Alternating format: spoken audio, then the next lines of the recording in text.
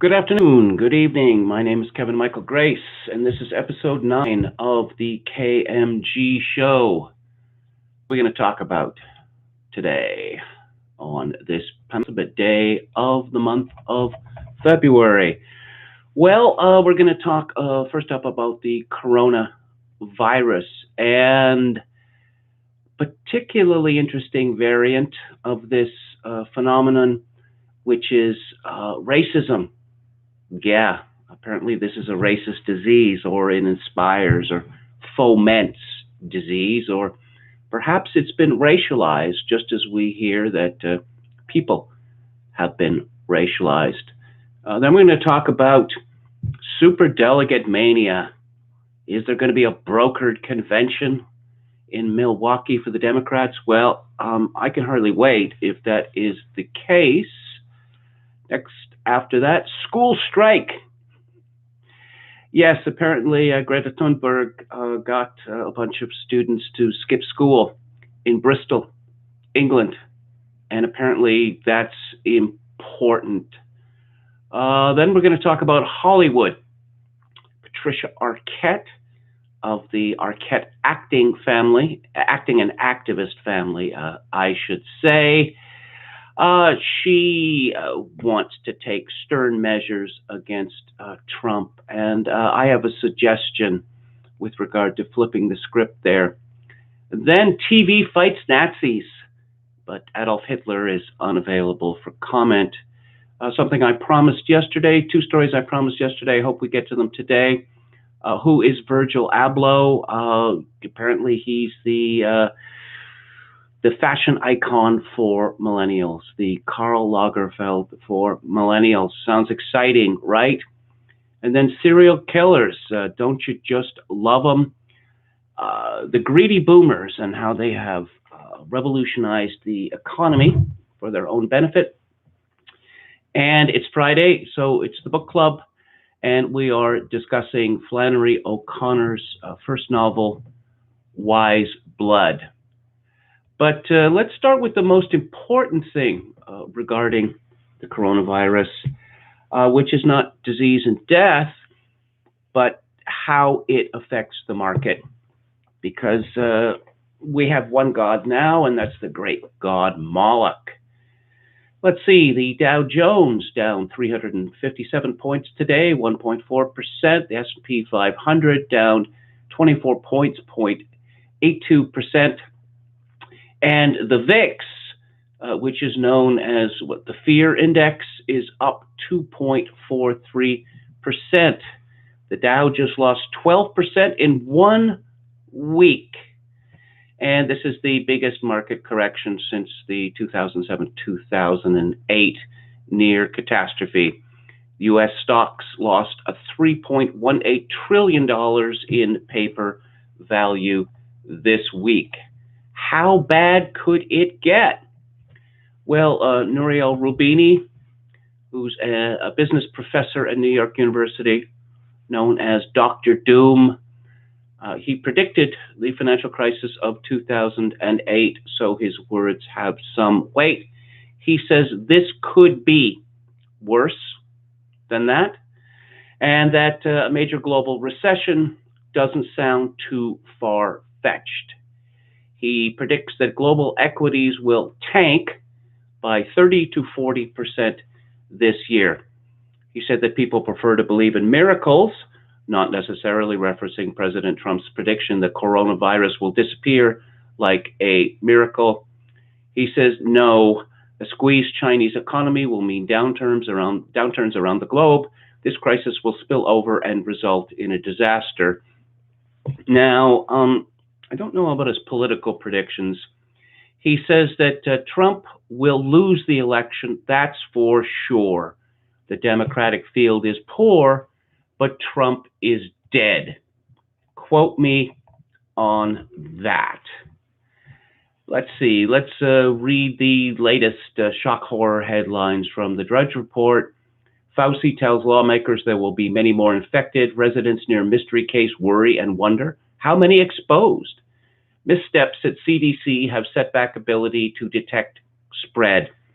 Yeah, I wonder about the CDC. I guess we have an idea in our heads that they're some sort of super efficient scientists, whereas I think it's more like a medical version of the DMV.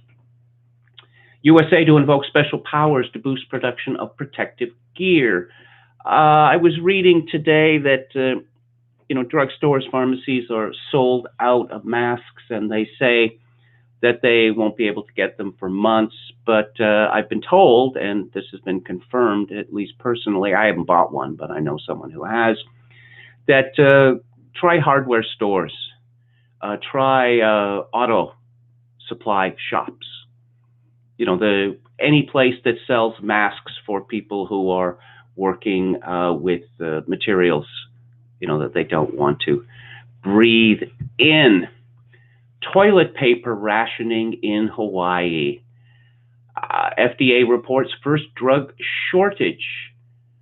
Mulvaney, that's the acting chief of staff of President Trump, schools may close. It seems like a reasonable enough idea.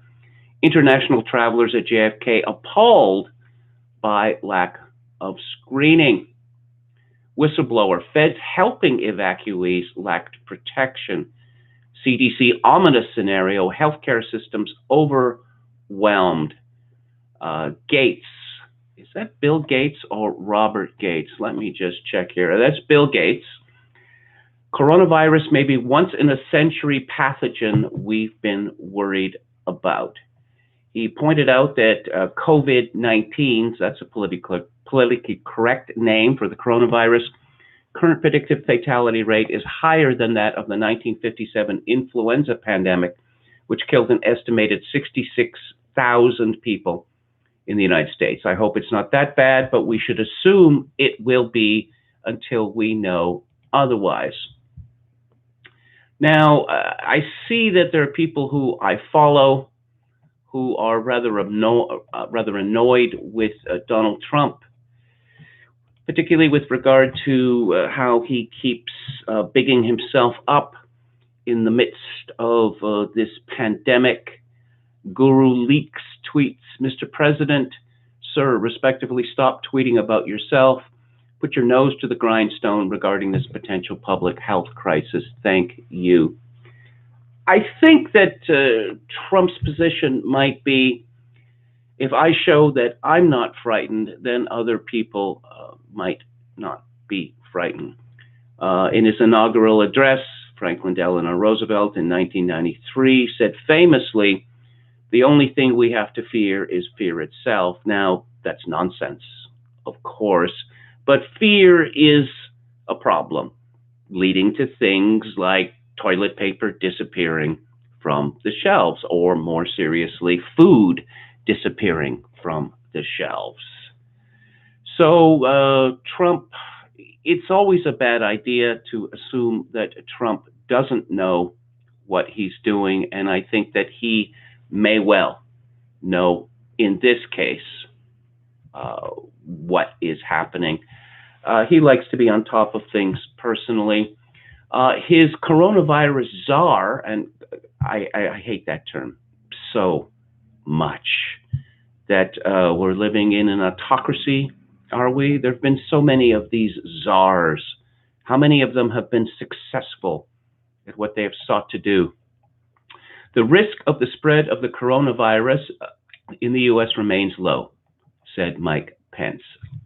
That's according to all of our experts, and it's a direct result of the unprecedented action that President Trump took last month when he closed our border to Chinese individuals coming into the country and also established a quarantining effort. Our White House coronavirus task force has literally been meeting every day for the last 6 weeks, and the American people can be confident that we're going to bring, at the president's direction, the full resources of the federal government to bear to protect the people of this country. That being said, during this time of year, it's always a good idea to engage in best practices, and people can go to the CDC website to get the latest information on not only this virus, but how they can best see to the health of their family and community. So, yeah, coronavirus.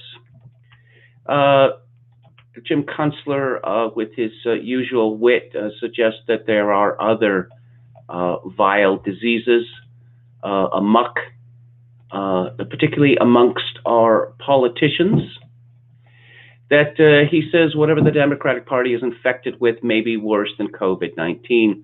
The symptoms presented point to a rare illness known as Kuru. By now, we all understand that diseases easily jump between continents in this era of incessant air travel.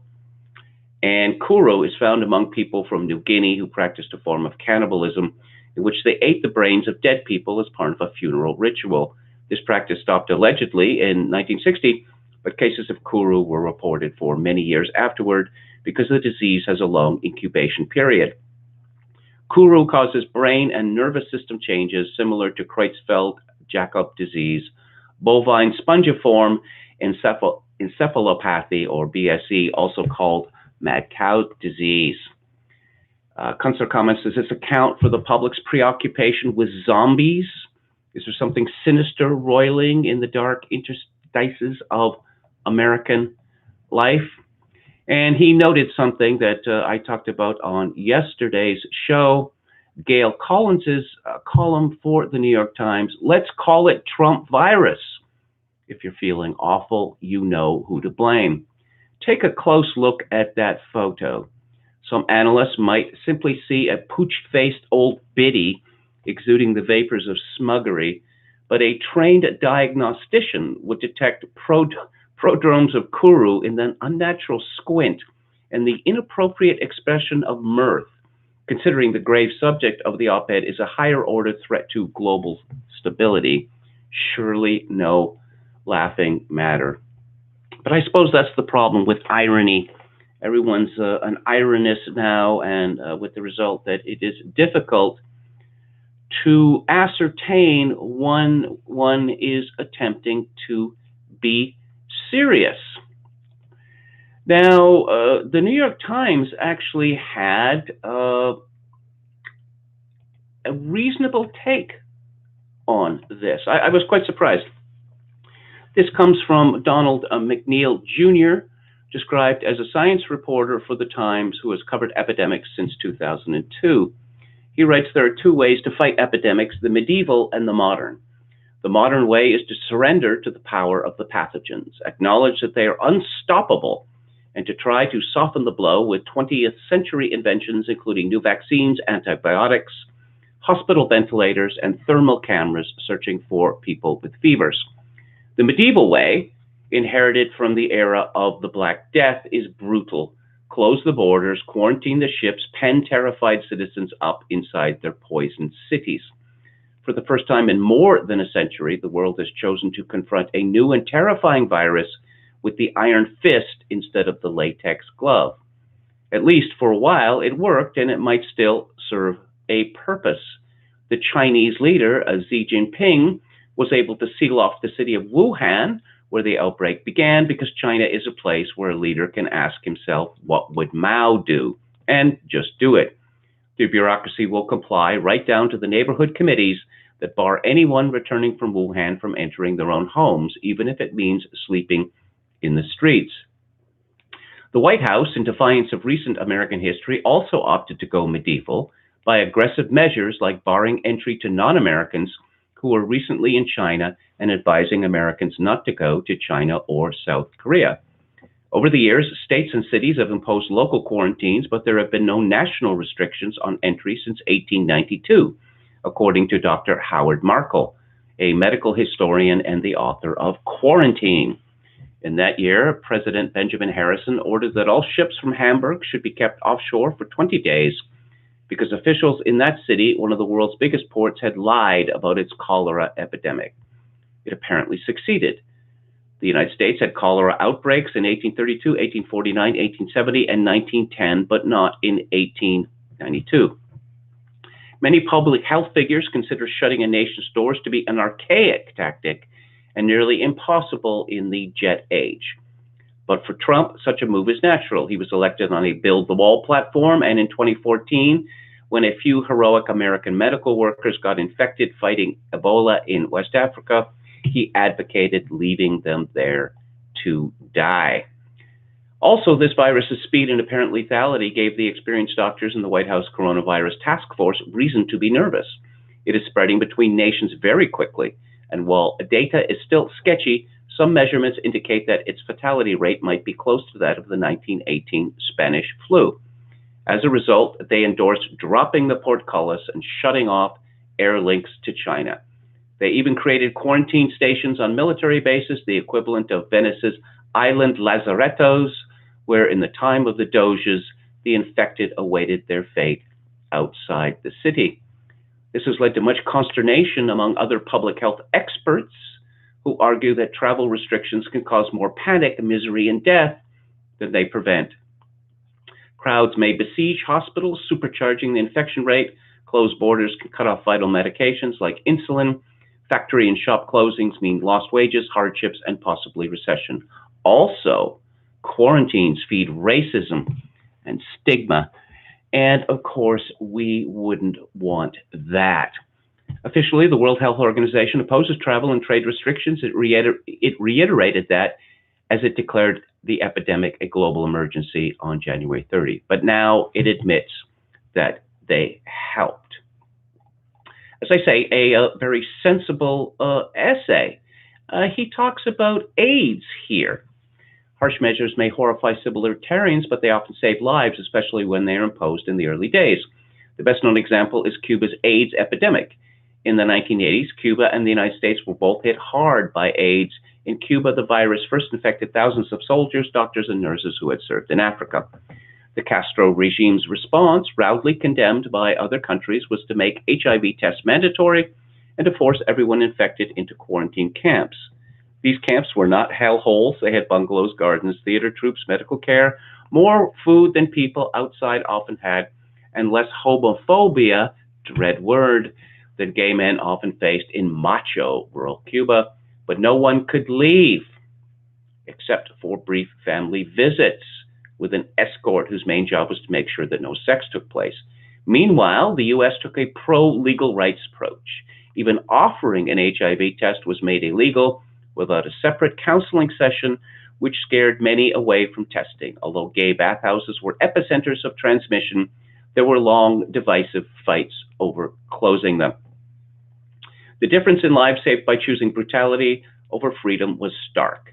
Cuba's HIV infection rate was for decades about 1/6 that of the American one.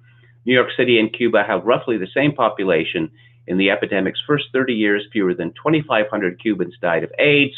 Over 78,000 New Yorkers, mostly gay men, did. So a few kind words for medieval treatment. Let's talk about racism. I guess we have the holy trinity of subjects today: racism, homophobia, Islamophobia. Sorry, ladies, sexism has dropped off the map. With the rise of trans people, it's all become too intersectional. Another story from the New York Times, this one from Javier Hernandez. The Chinese government silenced whistleblowers, withheld crucial information, and played down the threat posed by the new coronavirus, allowing an epidemic that has killed thousands to take hold across the country. Now the ruling Communist Party, facing a storm of anger from the Chinese public over its missteps, is trying to rehabilitate its image by rebranding itself as the unequivocal leader in the global fight against the virus. The state-run news media has hailed China's response to the outbreak as a model for the world, accusing countries like the United States and South Korea of acting sluggishly to contain the spread. Some countries slow to respond to virus, read a recent headline from Global Times, a stridently nationalistic tabloid controlled by the Chinese government. Online influencers have trumpeted China's use of Mao-style social controls to achieve containment, using the hashtag, "The Chinese method is the only method that has proved successful." Party officials have tried to spin the crisis as a testament to the strength of China's authoritarian system and its hardline leader, Xi Jinping, even announcing plans to publish a book in 6 languages about the outbreak, which portrays him as a major power leader with care for the people. I wonder if it will become as popular as Mao's Little Red Book, which was rather astonishing bestseller in the West in the 1960s and 70s. That this monstrous regime, responsible for killing more of its citizens than any other regime, certainly in modern times. Oh, everyone loved Mao. Well, intellectuals loved Mao. Young people loved Mao, and they loved his little red book. The Times says that this attempt to rebrand is a gamble for Xi and his party. The danger for Xi is that as the virus spreads globally, the role that China's system of governments played in delaying a timely response will face growing scrutiny and criticism from the international community, said Elizabeth Economy, that's her actual name, a senior fellow and director of Asia Studies at the Council on Foreign Relations. A last-ditch effort, she calls it. And of course, since this is China, there's really no such thing as public opinion, not as we understand it. A recent story from Xinhua, a state-run news agency, featured experts from several allies of China, including Russia, Cuba, and Belarus, lavishing praise on Chinese leader for showing openness and a highly responsible attitude in dealing with the outbreak. Memes have circulated featuring recent praise from a World Health Organization expert for China's efforts. A Twitter post by Xinhua on Thursday asked which part of China's fight against the epidemic was most impressive. The choices included spirit of self-sacrifice and solidarity among Chinese. Eager to highlight the country's successes, Chinese officials and commentators are encouraging other countries to deploy Beijing's playbook in fighting the outbreak, including its strict lockdown measures. The homework that Chinese people wrote with their blood and sweat is right in front of your very eyes, and you aren't capable of copying it, said one post widely circulated on WeChat, a messaging app. Some of the party are directing their criticism at the United States, a popular foe, accusing American officials of slandering China by focusing on the shortcomings in its response. They have argued that the American political system is not capable of dealing effectively with an outbreak. The party has sought to play up the themes of patriotism and sacrifice and to reframe the crisis as a heroic battle against the virus, with Xi at the helm. News sites show photos of medical workers stationed at airports with the word attack splashed across the images in bright red letters. Cartoons circulating online depict doctors and security officials marching in step alongside the words, "We will win this battle." Yeah, life in China is, it's just nightmarish. I can't really think of another way to describe it. It's like they read 1984 and they decided, we can do better. Anyway, it would appear that the New York Times rather whitewashed China's response. There's a story from Breitbart by John Hayward. Chinese state media continued their efforts this week to mitigate political damage from the coronavirus epidemic by claiming Western concerns about the spread of the disease and complaints about China's lack of transparency are founded in, wait for it, xenophobia and white supremacist racism, reminiscent of the yellow peril hysteria of the late 19th century. The yellow peril, I'll just explain a little bit about that. In the late 19th century and the early 20th century, there was a significant number of migrants from China to Canada and America, particularly the West Coast. The Chinese were associated with drugs, particularly opium. And it was a popular tabloid story that the Chinese were corrupting Western men and women and young people with drugs. The other aspect of this was the labor aspect, that tycoons in Canada and the United States brought in large numbers of Chinese and other Asian laborers in an attempt to bust unions and drastically lower wages. This led to outbreaks of physical violence, pogroms, one could say, against Chinese and other Asians in Canada and the United States, with the result that immigration from China was banned roughly until the 1960s. Let's see. The Global Times, mentioned earlier in the New York Times, says the U.S. travel restrictions on China and criticism of China's quarantine strategy to contain the COVID-19 have been seen as a racist politicization of the epidemic, without demonstrating that anyone other than themselves sees the situation this way. The Chinese Communist paper went on to attack American healthcare, presumably to distract from the mounting horror stories about how China is dealing with the epidemic. To the Global Times, it is healthy America that is trying to distract the rest of the world from China's narrative of the epidemic. Quote, the U.S. is the only major country that doesn't guarantee healthcare to its citizens as a human right. It is estimated that 30,000 people in the U.S. die every year because they can't afford medical treatment, according to Physicians for a National Health System. 30,000 people in a year, but that's really nothing compared to the 150 million that Joe Biden claimed had been killed in gun violence in the United States since 2007. Anyway, back to the propaganda. To distract from this travesty, it is easy to understand why the U.S. corporate media, with similar profit motivations as the drug and pharmaceutical companies, would rather sensationalize COVID-19 than adequately focus on domestic health disasters. Fear helps generate profit and distracts Americans from understanding the social problems around them.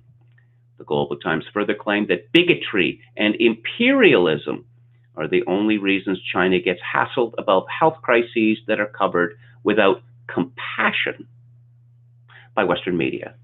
Quote, the yellow peril stereotype borrowed from Europe by American white supremacist writers in the 19th century has long affected the Western cultural psyche.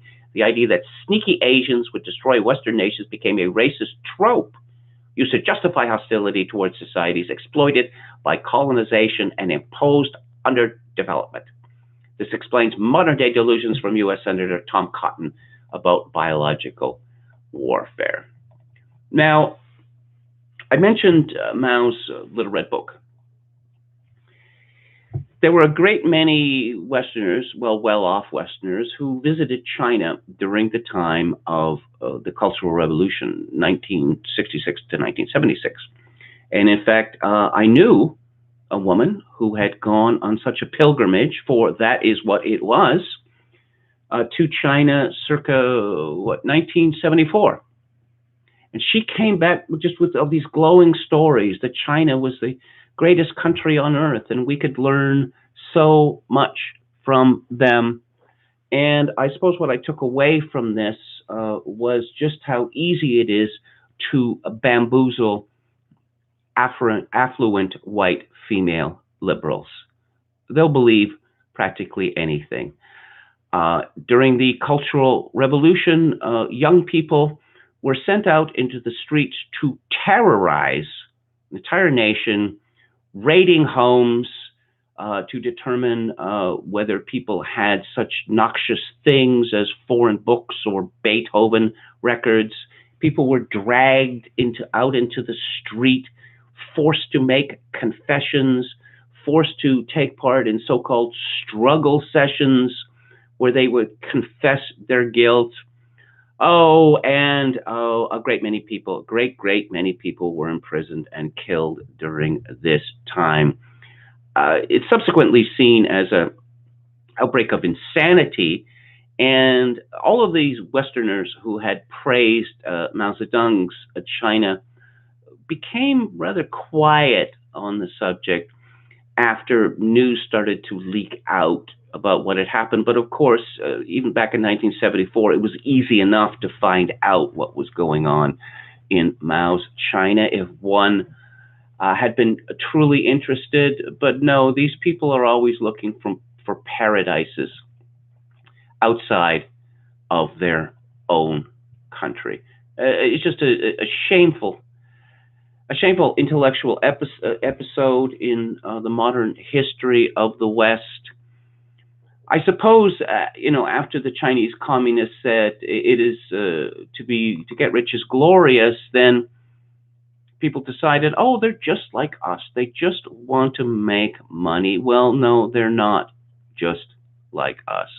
They are different from us in all different sorts of ways. And I suppose, I mean, the PRC is rightfully scared that, if people decide that on the whole, Chinese culture is a bad thing, that this is going to have dire consequences for their economy, also for their ability to, how should I say, influence events outside their country through the presence of Chinese nationals, Chinese immigrants, and those many people in the media, academia, and politics who have been suborned by the Chinese regime.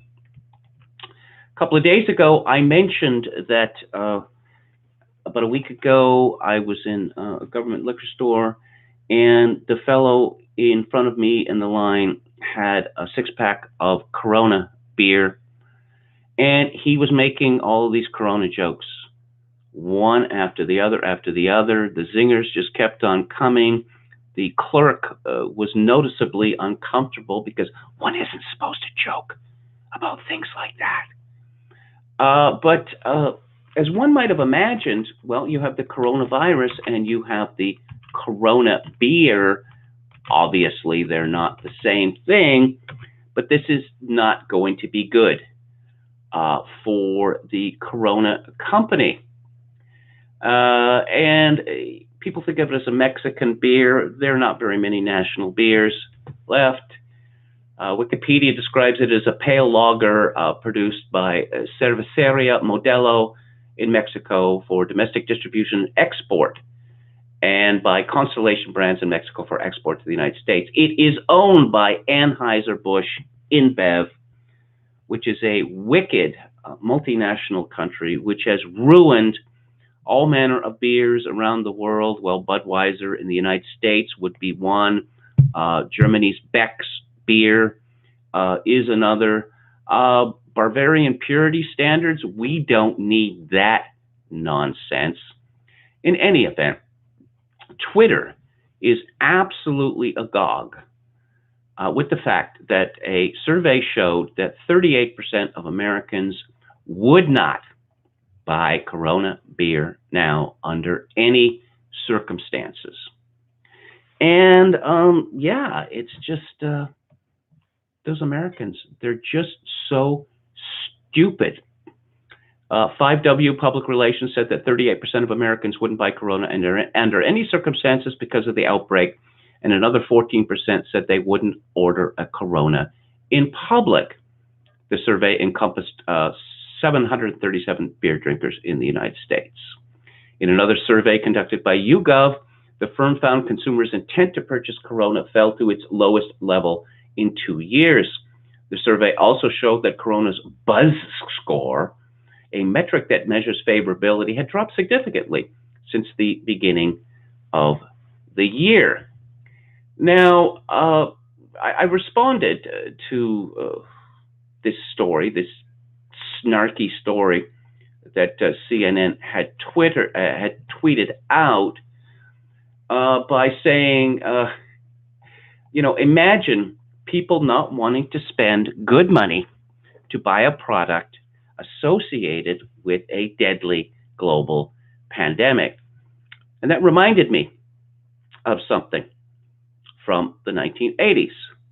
If you went into any pharmacy in the 1970s, you would see a patent medicine, weight reduction product called AIDS, and it was spelled AYDS.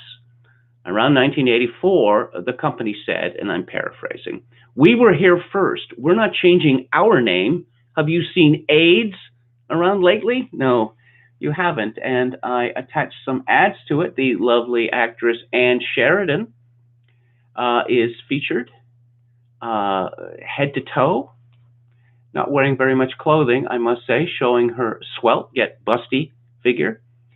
And she says, "I'm enthusiastic. Once you've tried AIDS, I think you'll understand why I am so enthusiastic about them. They help you to look and feel better. while you're losing weight. AIDS lets you reduce the way nature intended you to.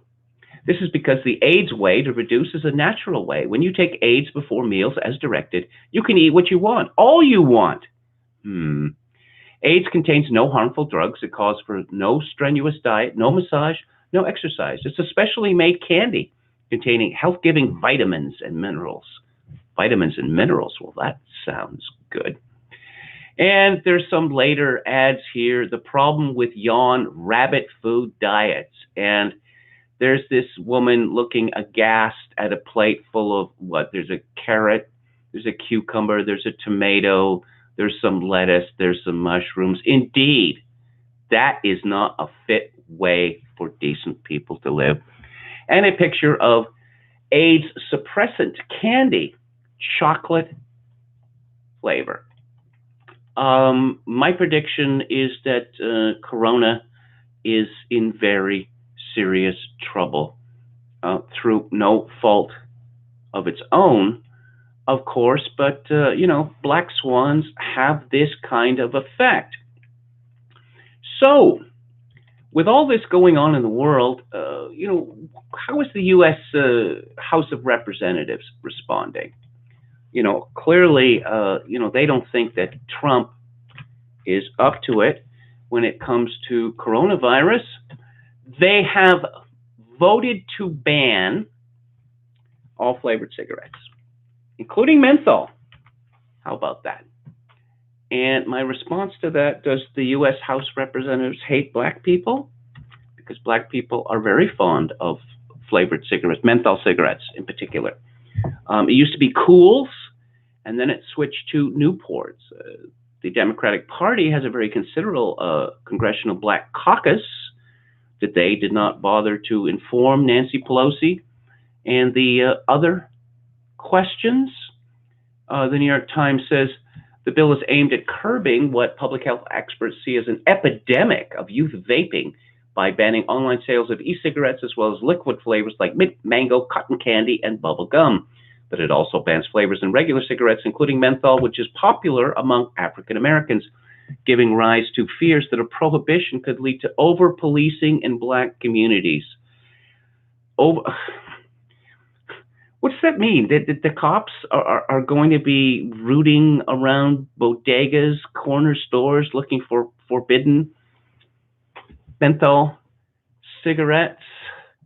Those are legitimate questions to ask, Speaker Pelosi conceded.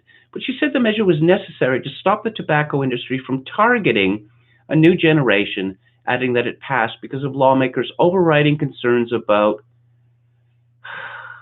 the well-being of the children and stopping the path to addiction.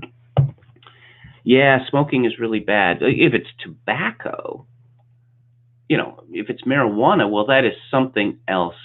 Again, marijuana is a wonder drug, and no one's ever accused marijuana of being deleterious to people's physical or especially mental health. Oh, no, no, no, no, no.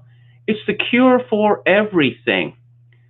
So let's look at the chat. Alexi Luther says, lose 10, 20 pounds, the AIDS way. Yeah, it just, obviously, Corona beer doesn't sicken you. Well, if you consume too much of it, you will wake up with a hangover, and it does kill a few brain cells. But, you'd have to drink a stupendous amount of Corona beer for it to actually threaten your life.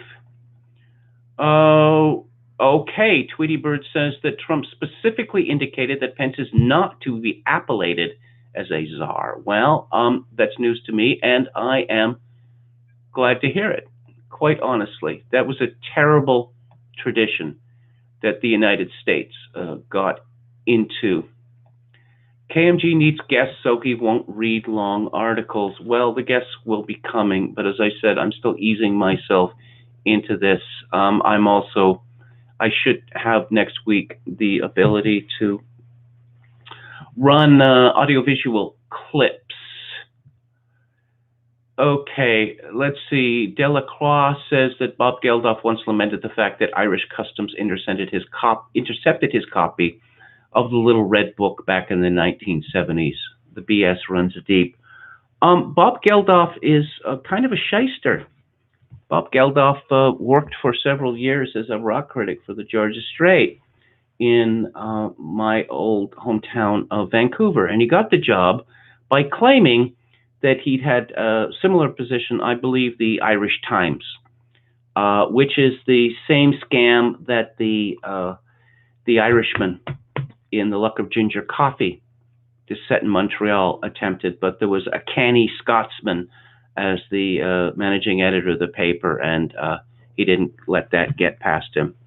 I suppose one of the advantages or detriments of ye old days is that it was really possible to make such claims. And what are you going to make a long distance phone call to Ireland? Well, they're 8 hours ahead of us, and these calls cost a fortune. Also, people were more trusting in those days. Octopus Knight says COVID-19 has caused the Chinese to lose face. Yeah, that's absolutely right, and they are very cognizant of that. It's very important to them in a way that we really don't understand. Okay, Philip Daniel says, thank goodness the Han Chinese have no history of being ethnically supremacist. Yes, that is an excellent point. Eternal Fisherman says, is there any major power which didn't see itself as supreme at some point? I don't know. That's an interesting question. I mean, if you want to go back to the Roman Empire, I mean, they justified their conquering or their attempt to conquer the known world.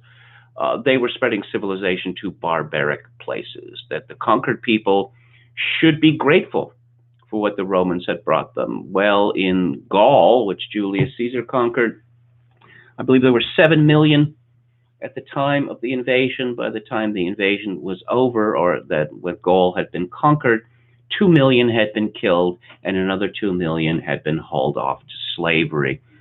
So I think that the French, as they later became proud of the fact that they had been Romanized, but I would think that there would be some, sore feelings amongst the Gauls for the longest time. Philip Daniel adds, when the Qin conquered the Yu of South China, they sent 500,000 Han to settler colonize the 100,000 indigenous Yus.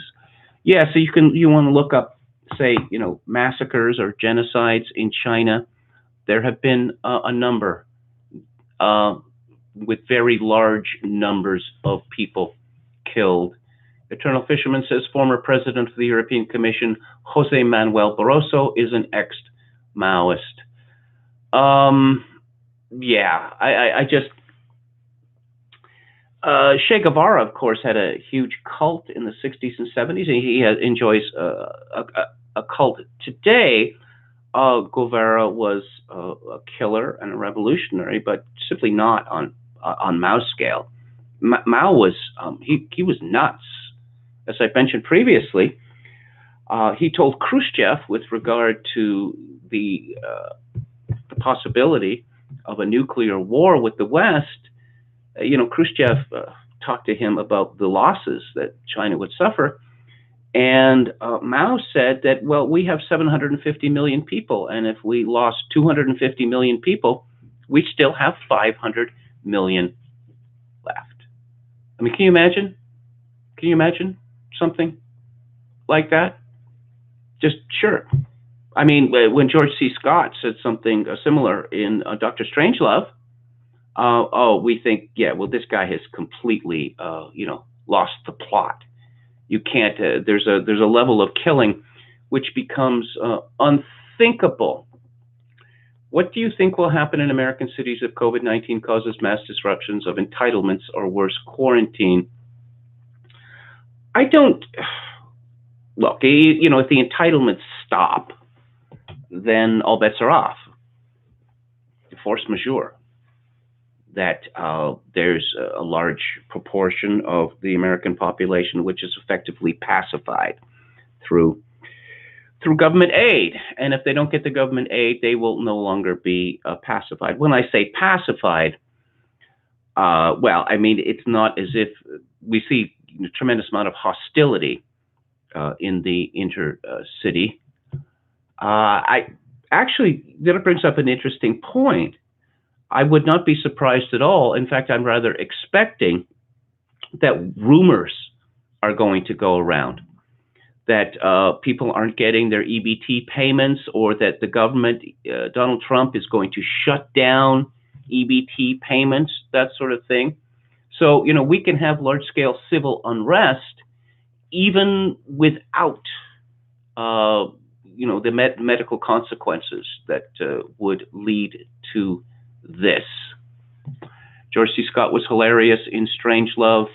Yeah, he was, and one of the reasons he was so hilarious is because of the way that Kubrick used people in his movies, that you often find that the people who are reasonable are or who speak the truth are the most unlikable, or the reasonable people are completely, well, they're foolish, like the President Mufke in Dr. Strangelove.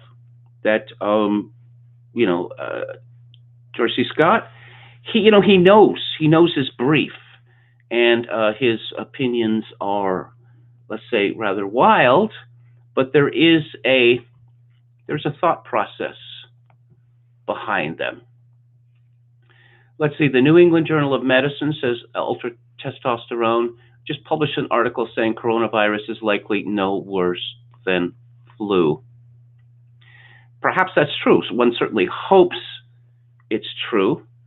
But again, people in authority have a tendency to downplay crises for all sorts of various reasons.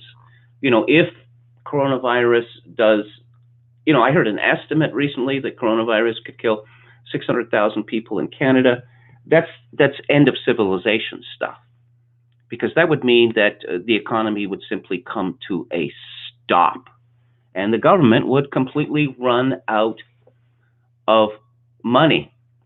But if coronavirus turns out to be a catastrophe like the Spanish flu, or worse than the Spanish flu, this will completely discredit the medical community, and particularly its notion that racism is a bigger problem than people dying horribly from a contagious disease. So, oh yeah, there's other things going on in the world. That I saw a video of Turkish soldiers using Stinger missiles to attempt to bring down a Russian plane. Wow, that certainly looks prudent. Our greatest ally, Turkey, I saw, what was it, Senator Tom Cotton again, praising our greatest ally. And I can say our, because Canada is a member in good standing of NATO, even if it doesn't pay its bills. This is from Chris Tomlinson in Breitbart, another story about our greatest ally. The Turkish government has announced that for the next 72 hours, it will open its border with Syria and allow any and all migrants to go to Europe unhindered. A senior official has claimed that the government of President Recep Tayyip Erdogan has opened the borders for Syrian asylum seekers and other migrants and will not prevent anyone from heading to Europe by land or by sea, Reuters reports. The move comes after the Turkish government claims to expect a wave of migrants after about 1 million people were displaced in Idlib. Yes, yeah, as has been pointed out, the Turkish government shields Al-Qaeda. It also gives aid to the people killing Christians in Nigeria. I suppose Turkey was a reasonable enough choice for NATO when it was a secular country. Well, of course, it's not a secular country anymore. Turkey, Hezbollah order EU to kneel, or we open the gates and send 3.6 million refugees your way. Well, how can anyone regard this as anything other than an act of war. No, no, no. Multi-million people invasions, that's not war. That's just people seeking a better life. And if you disagree with that, then of course you're a white supremacist. I was pleased in a way to see the Chinese government propaganda organ carrying on about xenophobia and white supremacism, because the next time anyone suggests that I'm a xenophobe or a white supremacist, my response is going to be, what? Are you a communist? And I suggest that should be your response as well. Think Against tweeted, the bright side may be that NATO members won't honor the treaty and provide Turkey military aid involvement in its coming war with Russia. I responded, the real bright side is that Hagia Sophia may soon again be a Christian cathedral, Deus Vult. So, let's get to the Democratic race. Now, Nate Silver, I don't know, is that guy, does he ever write about anything? When was he ever right about? Some years ago, he got some things right. He certainly wasn't right about the 2016 presidential election. But we have a chart here with lots of different colors, and it looks really scientific. This came out today, and it is called Who Will Win the 2020 Democratic Primary? How each chances of winning more than half of pledged delegates have changed over time. The latest odds, no one, 52%. Sanders, 29%. Biden, 18%. Bloomberg, 1%. Warren, 0.1%. Buttigieg, 0.1%. So this speaks to what they call a delegated convention. Now, in the absence of so-called superdelegates, which were invented by the Democratic Party after George McGovern was their candidate in 1972, that the Democratic Party elite came to the conclusion that we cannot not allow such a thing to occur again. So we're going to give the elite control over the party. So merely, winning the most delegates is not going to guarantee you top slot on the ticket. But the delegated convention, we had delegated conventions in Canada regularly until the idiots who run our parties decided, oh no, we're going to vote through apps and the like, with the result that every single leadership campaign is accused of fraud and incompetence, and they don't really pick the leaders anymore. Andrew Scheer, who resigned after the 2019 election in the conservative leadership race, which supposedly chose him, our media will tell you that there were 13 ballots. No, there was one ballot. And then you wrote down all your favorites from 1 to 13. Scheer won because I guess he was, some people's eighth choice more than Maxime Bernier, who finished second. Now, the media played along with the gag that, we are going to give the results here, the first ballot. And the first ballot showed Bernier at 28% and Scheer at 20%. There were no further ballots. So then they checked second choices, third choices, fourth choices, all the way down the line. Computers are very fast these days. They could have got the final result immediately, but they decided, no, we are going to try to preserve the illusion of a delegated convention. But of course, it was all a stitch-up. And everyone played along with it. Now, conservatives didn't play along with it, though, because there was one ballot. Bernier got 28%, Scheer got 20%. That is to say, Bernier was a more popular candidate than Scheer. Now, in the old days, and by the old days, I mean, the last decade, what would happen is that people would gather in some Canadian city, delegates would gather, and they would be committed based on local results to vote for a particular candidate, at least on the first ballot. Now, in a race with many candidates, no one was going to get 50% plus one. So you'd need several ballots. And the new rule, the old rule, is that everyone could stick around forever, because who knows when there'd be a groundswell of support for somebody. But these days, they drop the fellow who finished last off the ballot, or that they set some sort of limit that you must have more votes than this, or we'll cut you off the ballot. But in any event, what that means is that over the course of several ballots, the delegates of the party members have to coalesce around a candidate. And the happy result is that there is actually a positive affirmation that on the final ballot, more than half of the party has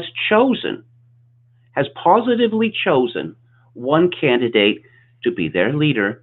And that's the sort of thing that intends to inspire confidence. Now, I see no problem with a situation where Bernie goes to Milwaukee, say with 35% of the delegates, and then, he talks to the other candidates, he looks for endorsements, groups of people talk to other group of people, and, maybe Bernie's support is so particular to him that he couldn't rise above 50% plus one. But I don't really see that as a problem. The problem is with the so-called super delegates. Like, who are these people, and why are they chosen? Why are they, more powerful than the voters in primary and caucus states? Now, it is my contention, my very strong contention, that Hillary Clinton was cheated out of the nomination in 2008 by the Democratic Party elite.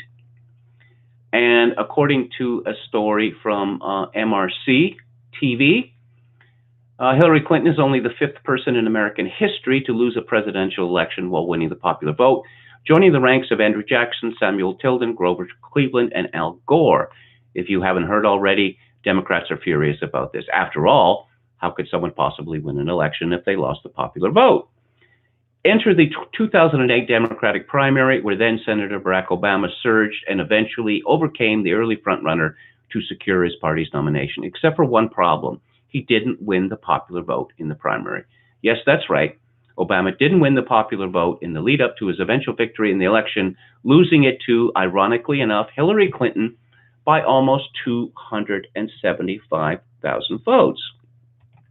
Now, I remember that election cycle quite well, because it seemed like Hillary had it in the bag. It was her turn, and she had,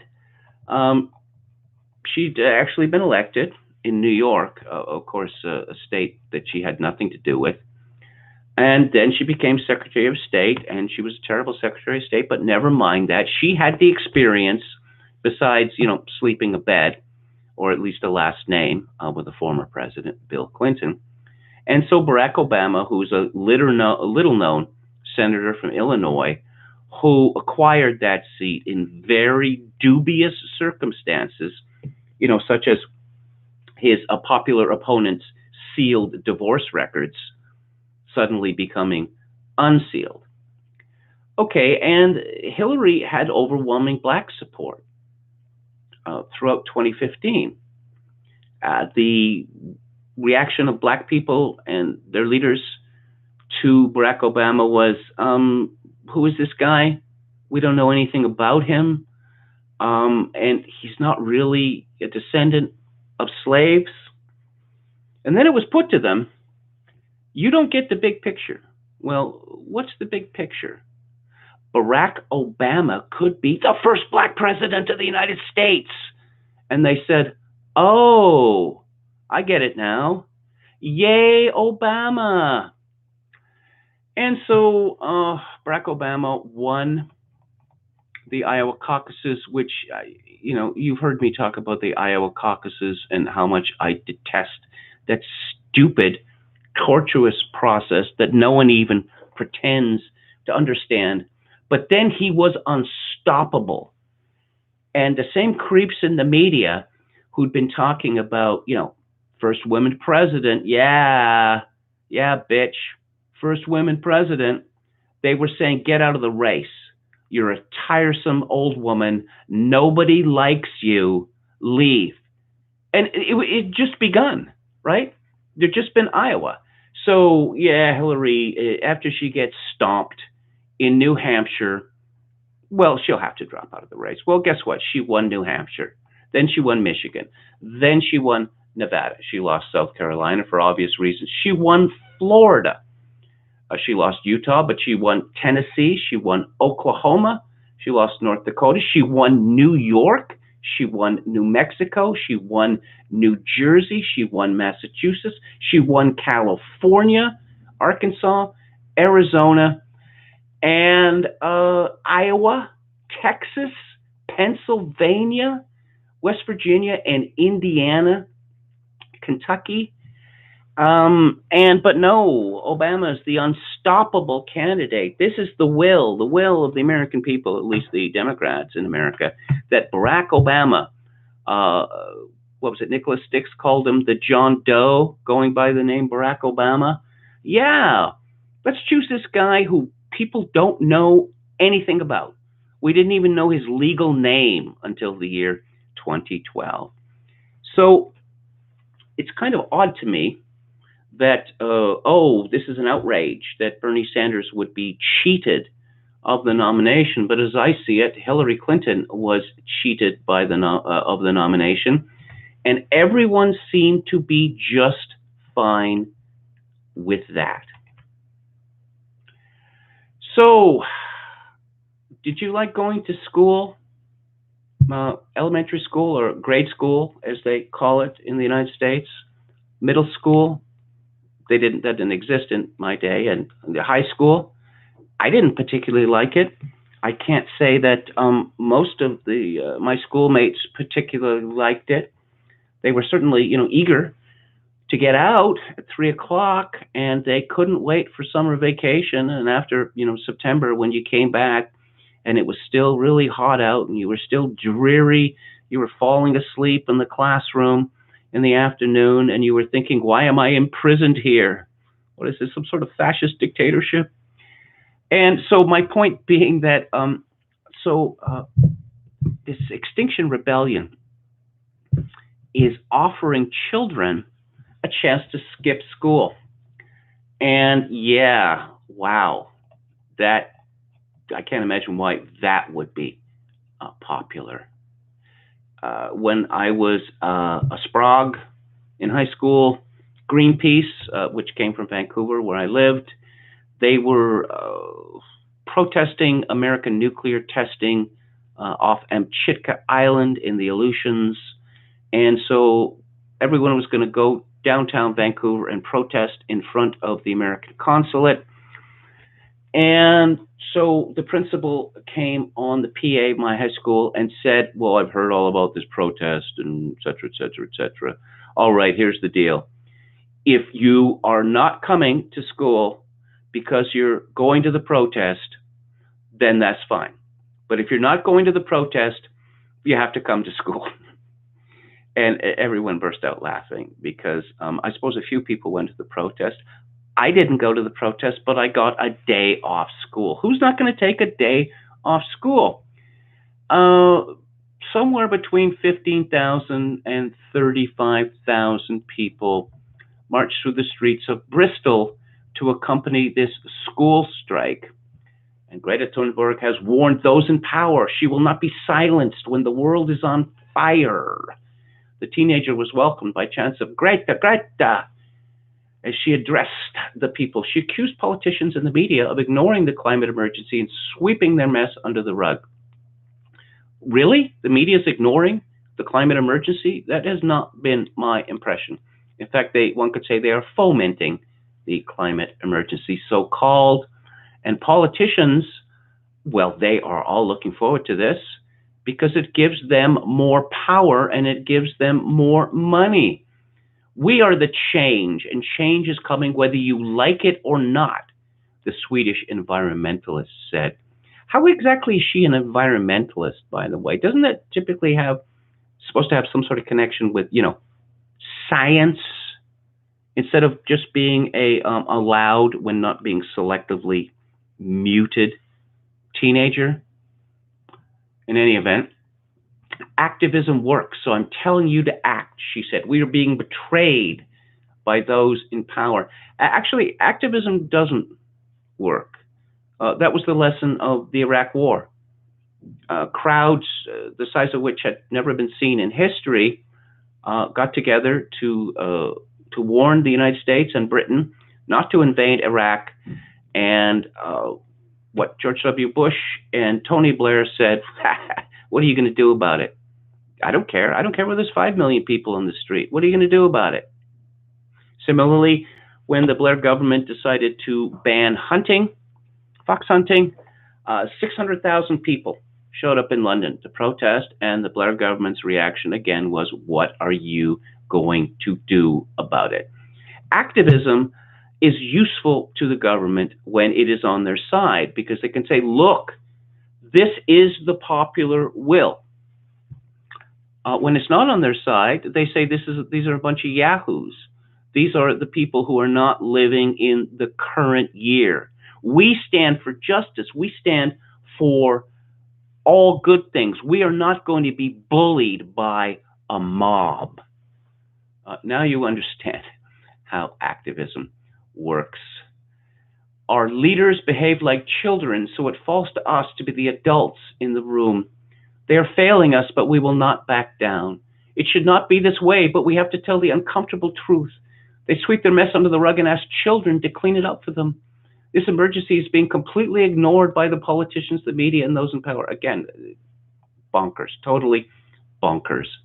Basically, nothing is being done to halt this crisis, despite all the beautiful words and promises from our elected officials. Well, I don't know, in my country, the government has made a formal commitment to pretty much dismantle our economy by the year 2050, which is only 30 years away now. Of course, they're not going to do that, but they have made the commitment, which at least is something.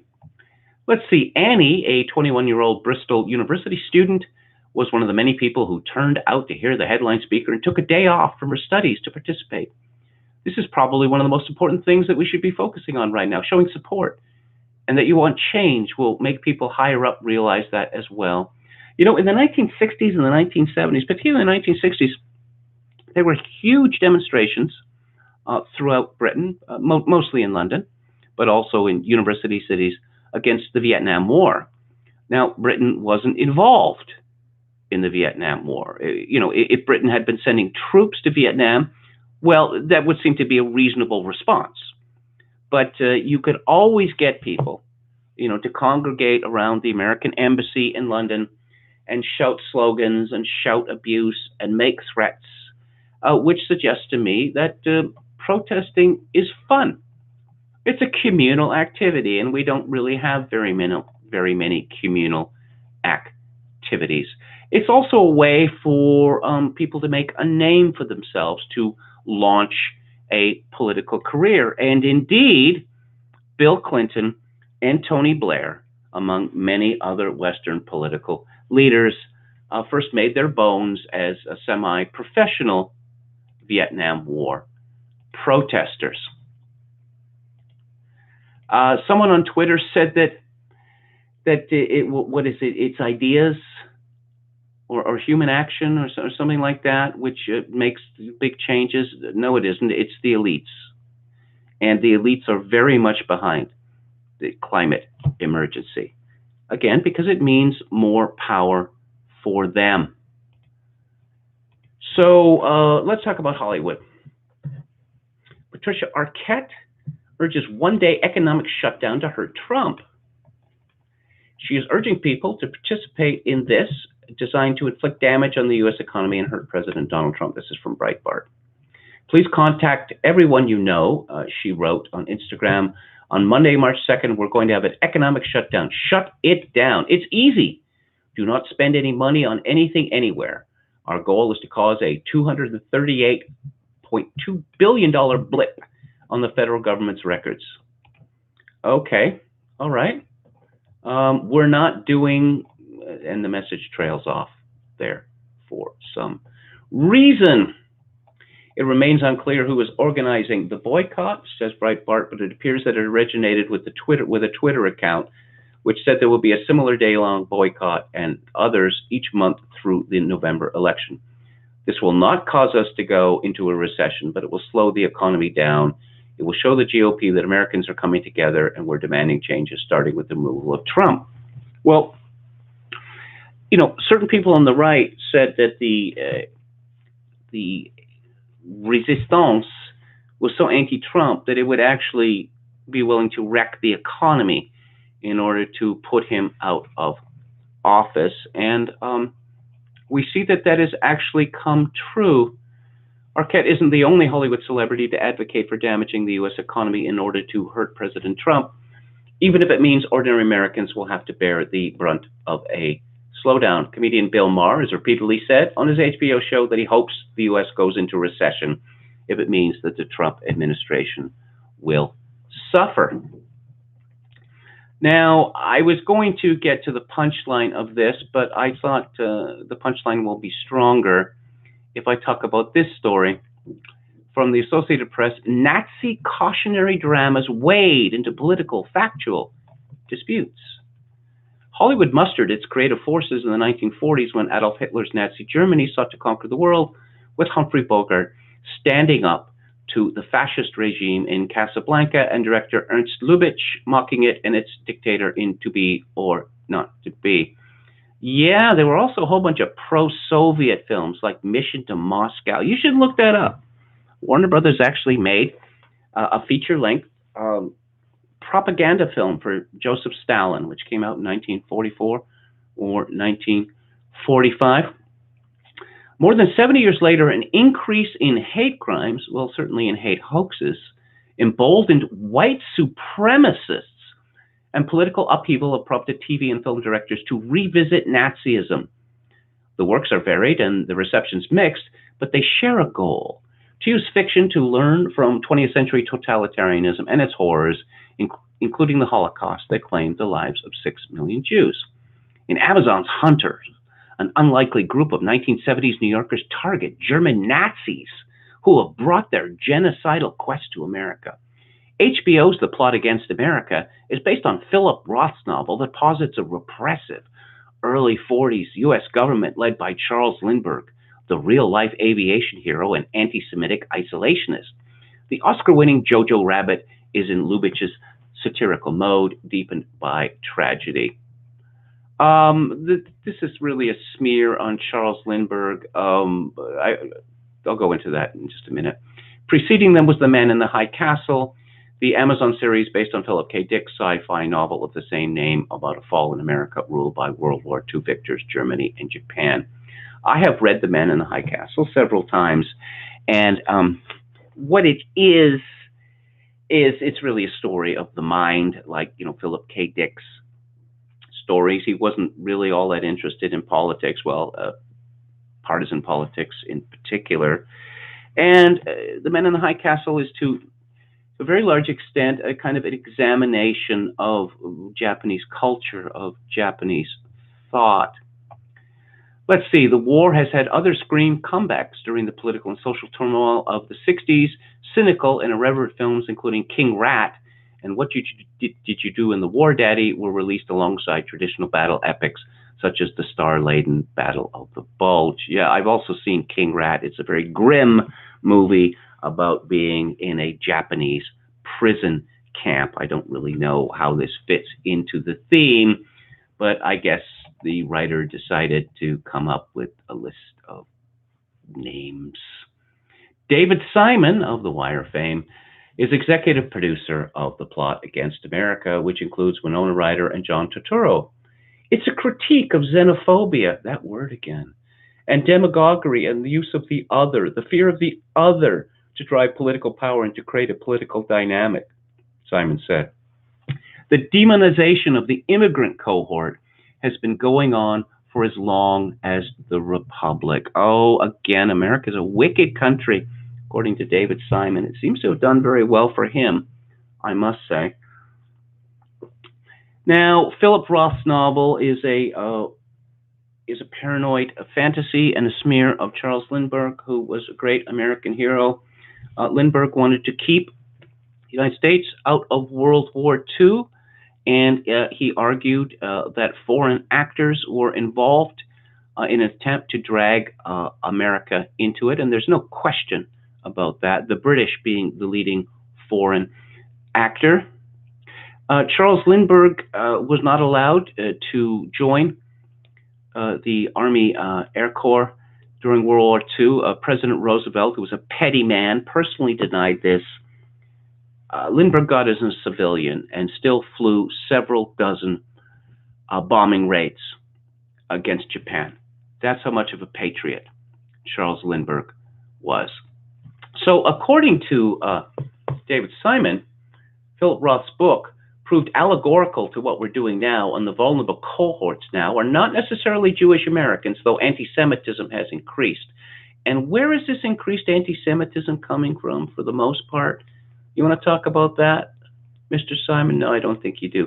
The real vulnerable groups are people with black and brown skin, immigrants, and Muslims. And without getting into territory which is going to get me, suspended from YouTube, I just to say that if people are interested in this question of interracial violence, the statistics are out there and they are easy to get a hold of, and they are eye-opening for those people whose eyes have not already been open. Oh, let's see. The David Weil, the creator of Hunters, said, I think sometimes the best way for us to grapple with the truths of our reality and our present is to see it through a different prism and a different lens. So I use the lens of 1977 America to speak about the kind of racism and xenophobia and anti-Semitism that we continue to face today, to allow people to really try and take a step back. I'm reading Stephen Kotkin's volume 2 of his magisterial biography of Joseph Stalin. I'm struck again and again just how the situation in the Soviet Union, the politics of the Soviet Union of the 1920s and the 1930s, resemble our own time. That this use of what Kotkin calls Bolshevik speak, that everyone speaks in these noxious political terms, and they see everything through the, it's not a word that he uses, but I will use the dread word, lens of Bolshevik ideology. It is so much like progressive woke culture that it is frightening. But there haven't been very many movies made about the Soviet Union, which was a country that was around for a very long time, killed a lot of people. But of course, the Soviet Union dissolved in 1991. That doesn't mean that Russia is, it's probably even, worse. It's more of an enemy than the Soviet Union ever has, at least according to our elites. But so if you wanted to, do a story about, repressive government, about authoritarian government, about a government that, let's say, believes in racial supremacy. Is there any country in the world today, perhaps an important country, perhaps a very populous country, a very economically powerful country, that one could make a movie or TV show about? How about China, the People's Republic of China? Hollywood bravely attacks Nazism, which was exterminated in 1945, but hasn't a single word to say about Chinese communism, which is alive and killing, and its monstrous totalitarianism and ethnic cleansing, what some might call and have called genocide. Instead, Hollywood censors its films to placate the People's Republic of China. Why? Because whores are gonna whore. Morality from these people? Oh, yeah, why don't you talk about you too? or sorry, Me Too. Why don't you talk about Hillary Clinton singing the praises of Harvey Weinstein? Why don't you talk about Meryl Streep calling him a god? Why don't you talk about Oprah Winfrey and her connections to him and all of the praise that she had for him? Why don't you talk about the fact that Hollywood is pretty much become kind of form of legalized prostitution, where actresses and a lot of actors sell their bodies in return for parts, and but a lot of it is not consensual, as we have learned that a fair number of girls and even more boys have been, how shall I put it, raped. Um, that's the way that Hollywood works. But no one seems to too interested in doing anything about it. And then there's of course the yachting, where normally B and C list actresses sell themselves in Dubai and other places to rich Arabs. Some A-list actresses take part in this, but I don't know, they can sell themselves for $250,000, $500,000 a night. My point being, we're taking morality lessons from Hollywood. So Patricia Arquette talked about a boycott. Well, perhaps a boycott is in order. Perhaps for a month or a year, people should boycott Hollywood. What that means is they don't have streaming services. They don't go to the movies anymore. They don't buy any related merchandise. If McDonald's or Denny's or Burger King has, it's tagged all its food products to some blockbuster that's come out, you decide, nope, I'm not going to patronize that restaurant. I'll go to a different one. I'm not the first person to point this out, and it's fairly obvious, but Hollywood thrives because we give it money. If we stopped giving it money, it would stop thriving. It's really that simple. But of course, someone like Patricia Arquette, I don't think she's capable of understanding that these boycotts can work both ways. Now, there's always been a political divide in Hollywood, with the difference was that, I don't know, before the 1960s, there were a great many people in Hollywood, including studio heads, who publicly identified as Republican. It is a very daring thing in Hollywood today to identify as Republican. Republicans in Hollywood keep this secret because they will be persecuted if they do. But the difference between the old Hollywood and the new Hollywood is that, let's say, Democrats didn't publicly accuse those who voted for the other guy as being scum. And they didn't propose measures to bring down the economy of the United States because I suppose they were worried about being considered unpatriotic. But they don't worry about that sort of thing anymore. I do have a Theater Thursday. I talk about films every week.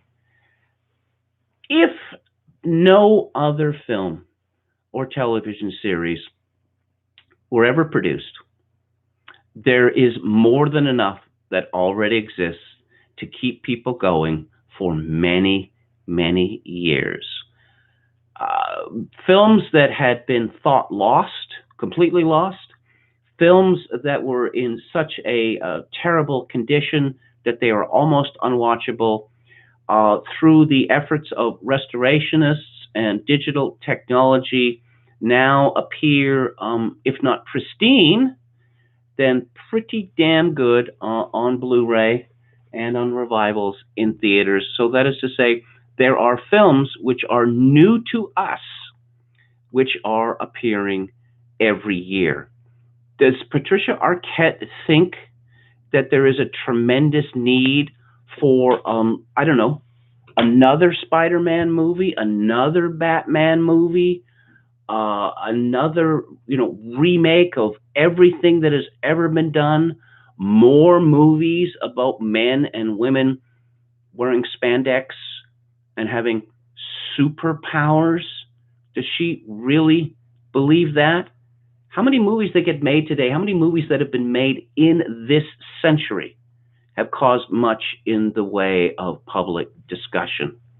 Not very many that I can see. How many catchphrases have been spawned by the movies in this century? Not very many. I mean, we're still using catchphrases that were coined decades ago. You know, if we were coming up with good ones, then I suppose that the use of the old ones would fall away. But no, that's not happening. So before we go in a couple of minutes to the book club, I'm just going to catch up with the chat. Let's see. Turkey is opening its borders to Europe after Russia bombed Turkey. Turkey extorting Europe. Okay. The Chinese claimed otherwise, so that the younger medical staff won't be afraid to be sent to Wuhan. Yeah, it would appear that medical personnel are at the highest risk for coronavirus, but I'm sure people know that already, right? Hospitals are the unhealthiest places on earth. I always found it strange that sexy nurses, you know, at Hollywood, you know, on Halloween, people dress as sexy nurses, and I thought, I don't know, I associate nurses and hospitals with disease and pain and death, but perhaps I've got the wrong end of the stick here. Okay, so Patricia Arquette has TDS pretty bad, but she's not the worst. No, she's not the worst, but actually that's an Irish saying, or close to an Irish saying. The Irish say, "I've seen worse," meaning this is bad. But, you know, it could be worse. I suppose it always could be worse. Okay, half Galician liked the plot against America. James Fountain says, the Battle of the Bulge movie starring Robert Shaw was so historically inaccurate that Eisenhower came out of retirement to denounce it. Veronica Meadows, Respecter, says, Robert Shaw is pure alpha. Indeed, he is. You know, he's a very talented man. He was a novelist, an award-winning novelist, and a hit playwright as well. And the sad story about Robert Shaw is that he became kind of an honorary Irishman, and in the Irish tradition, he then proceeded to drink himself to death at an early age. Eternal Fisherman says, MGM co-founder Louis Meyer was quite conservative. Yes, indeed, he was, as was Samuel Goldwyn, one of the founders of MGM, who later became a hit independent producers. So, modern intersectional woke culture is closest to Cultural Revolution era Maoism in terms of style, content, and behavior, especially the hysterics. Yes, that is true. I mean, one can see how this kind of behavior appeals to young people. It's the emotionality of it, the hysterics, that young people, particularly in modern times, have a tendency to become hysterical. But this is authorized hysteria. Now, these people don't know that they're tools of the establishment, but that doesn't make them less obnoxious. James Fountain says, I'm a lifelong movie lover and watch films all the time. Kevin is correct. There's no excuse for settling with the garbage being served up in recent years. I have to say that the only reason that I do, I mean, I hear good things about certain films, but I don't know. I watch Red Letter Media, and they talk about all the spandex films, and they talk about the latest Star Wars and Star Trek. And since so many people are so committed to films like that, I feel a need to keep up with it, if only the synopses. Have you seen the 60s film with Shaw, The Luck of Ginger Coffee? Yes, I have seen it. It is an excellent film. It's really a heartbreaking film, and it also lets you see what Montreal looked like in the mid 60s before it was overtaken with brutalist architecture. The problem is that I mean, I have a copy of the film, but it's very difficult for people to get a hold of. It's on YouTube, but it is such a crummy reproduction that I wouldn't want people to go to that. I mean, I'll tell you something. I mean, I'll give you an example. Dirty Harry. I saw the film for years on television. That's the only place that I saw it, and it was mutilated and it was censored, and the prints weren't very good, and the TV was lo-fi, and I thought, yeah, okay, this is pretty good. And then I saw it on Blu-ray. I mean, it's a very dark film. I mean, actually dark. A film by Sturgis that way on purpose. And I thought, well, this is like chalk and cheese, And there's a tendency, I don't know, unless you're some sort of saint of the cinema like Martin Scorsese, to see really bad prints of movies and to think this isn't so good. So I am waiting for a decent representation of Luck of Ginger Coffee to come out before I talk about it on Theater Thursday. Okay, going to move into the book club now. And the novel is by Flannery O'Connor, published in 1952, and it is called Wise Blood. It was her first novel. It wasn't an organic novel. She was a short story writer, primarily a short story writer. She published 2 novels during her lifetime. But kids, there was a time when people could make a living, a good living, by writing short stories. Sounds crazy now, because the short story, like the poem, it's a dead genre. It's completely dead. But Flannery O'Connor was published in all sorts of places, and so she had the suggestion to work a bunch of stories together into a novel, which she did. Technically, it's very well done. I mean, you can see the joins at some places. Flannery O'Connor, she was published by Farrar Straus, which was exceedingly prestigious publishing firm. That meant a lot in those days. She was spoken well of by certain people who were respected. That meant a great deal in those days. I mean, it's really a kind of a culture that has disappeared. Flannery O'Connor was born in 1925 and she died in 1964. She was a Southerner.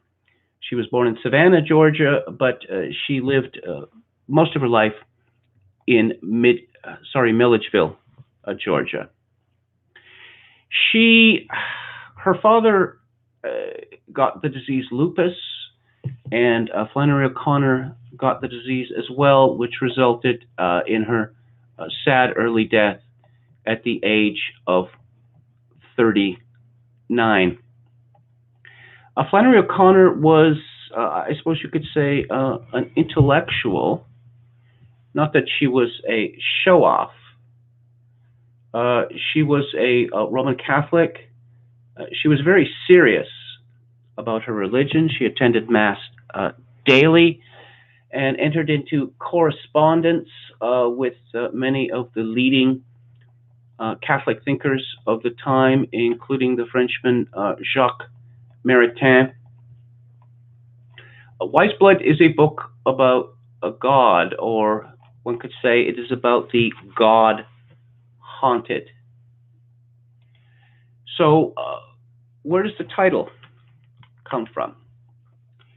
Well, it comes from not the protagonist, but the secondary character in the novel called Enoch Emery. I got to read from the novel here. That morning, Enoch Emery knew when he woke up that day, the person he could show it to was going to come. He knew by his blood. He had wise blood, like his daddy.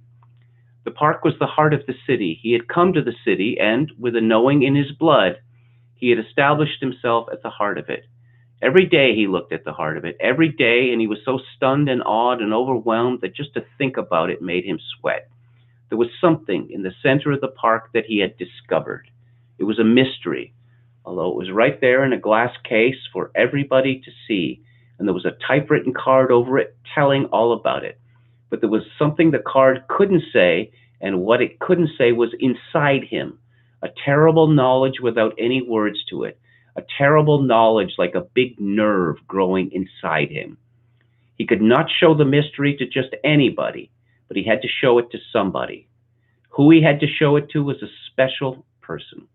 This person could not be from the city, but he didn't know why.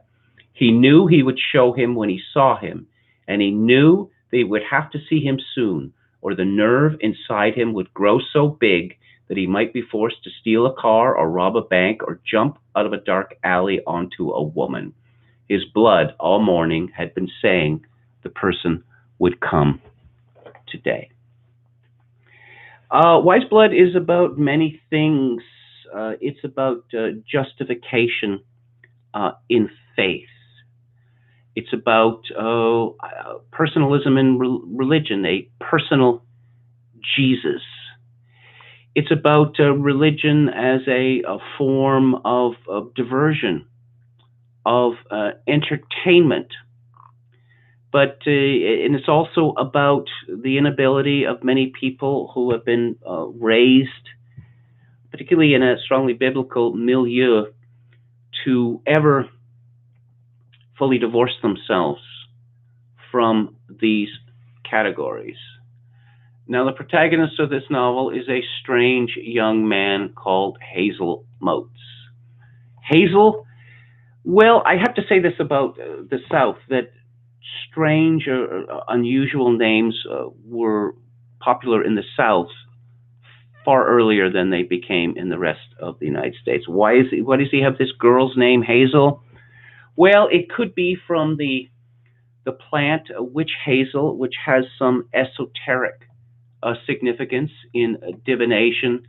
It could be just that it is a weird name. You know, we are all marked, scarred by our names, And, it's like that Shel Silverstein song, A Boy Named Sue, made into a big hit by Johnny Cash. If you have a name like that, you're going to be special. And Hazel Motes is a very special man. Now, Motes is easier to explain. It comes from Jesus Christ. It comes from the Sermon in the Mount, Gospel of Matthew. And I'll read from the authorized version. Judge not, that ye be not judged. For what with judgment ye judge, ye shall be judged. And with what measure ye mete, it shall be measured to you again. And why beholdest thou the mote that is in thy brother's eye, but considereth not the beam that is in thine one own eye? Or how wilt thou say to thy brother, let me pull out the mote out of thine eye, and behold, a beam is in thine own eye? Thou hypocrite, first cast the beam out of thine own eye, and then thou shalt clearly see to cast out the mote of the brother's eye. A mote meaning something like grit, a little piece of grit or a speck of dust, and a beam meaning something like a plank. This refers to, of course, the universal phenomenon of people criticizing others or judging others, damning others even, for sins when their own sins, particularly of that very sort, are much stronger. And Hazel Motes is he's a marked man right from the very beginning. Well, what do we know about him? We know that he has just come back from the war, from World War II. He was severely injured, and later we learned that he collects every month a not inconsiderable military pension. which I suppose he must be considered, 100% disabled because the government sends him enough money every month so that he has no need to work. And he certainly doesn't live a life of luxury, but his life is comfortable enough, or as comfortable as he wants it to be. Here's how the novel begins. Hazel Motes sat at a forward angle on the green plush train seat, looking 1 minute at the window as if he might want to jump out of it, and the next down the aisle at the other end of the car. The train was racing through tree trunks that fell away at intervals and showed the sun standing very red on the edge of the farthest woods. Nearer, the plowed fields curved and faded, and the few hogs nosing in the furrows looked like large spotted stones. Mrs. Wally B. Hitchcock, who was facing Motes in the section, said that she thought the early evening like this was the prettiest time of the day, and she asked if he didn't think so too. She was a fat woman with pink collars and cuffs and pear-shaped legs that slanted off the train seat and didn't reach the floor. He looked at her a second time and, without answering, leaned forward and stared down the length of the car again. She turned to see what was back there, but all she saw was a child peering around one of the sections, and farther up the end of the car, the porter opening the closet where the sheets were kept. "I guess you're going home," she said, turning back to him again. He didn't look to her much over 20, but he had a stiff, black, broad-brimmed hat on his lap, a hat that an elderly country preacher would wear. His suit was a glaring blue, and the price tag was still stapled on the sleeve of it. He didn't answer her or move his eyes from whatever he was looking at. The sack at his feet was an army duffel bag, and she decided that he'd been in the army and had been released, and that now he was going home.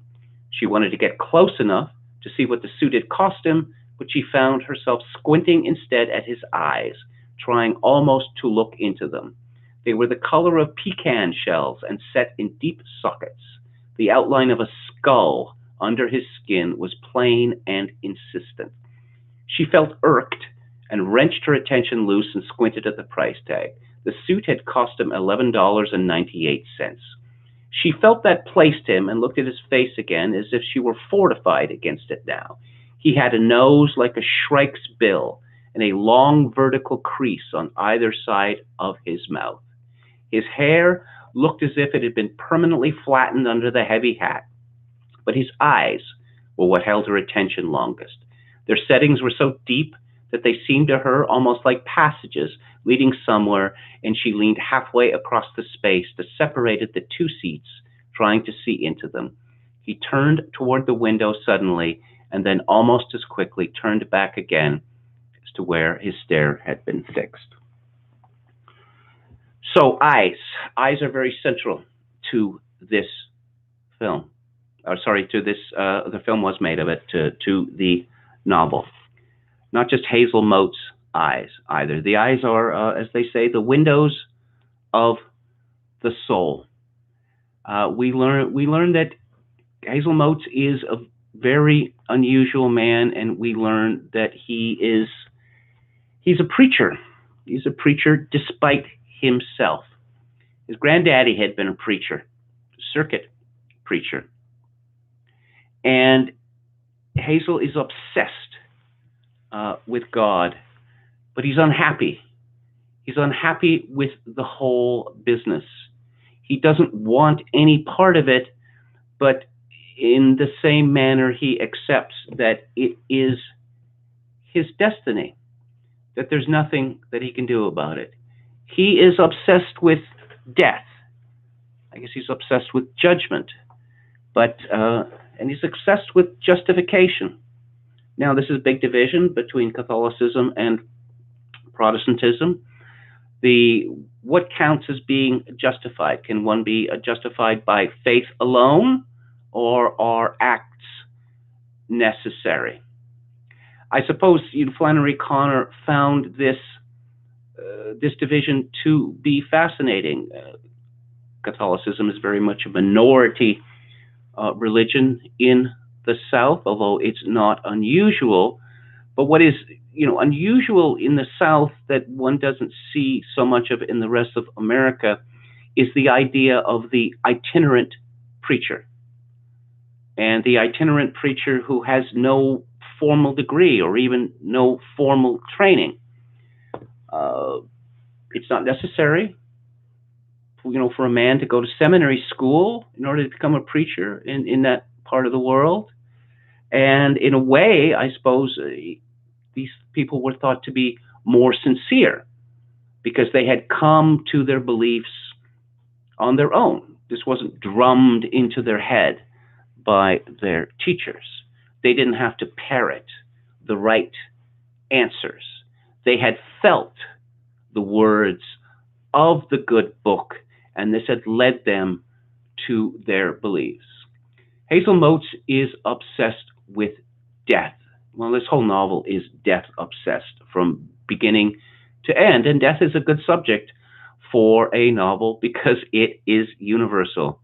As comfortable as we may feel, we can never really put this out of our mind, although God knows, the media and the pharmaceutical industry is working hard at it to put it out of our minds, that death is always just around the corner, and the corner could be, an hour away, or it could be 40 years away. But what is our lifespan on this earth compared to recorded history? Hazel Motes, he dreams about death, and he remembers the deaths in his family. Hayes had two younger brothers. One died in infancy and was put in a small box. The other fell in front of a mowing machine when he was 7. His box was about half the size of an ordinary one, and when they shut it, Hayes ran and opened it up again. They said it was because he was heartbroken to part with his brother, but it was not.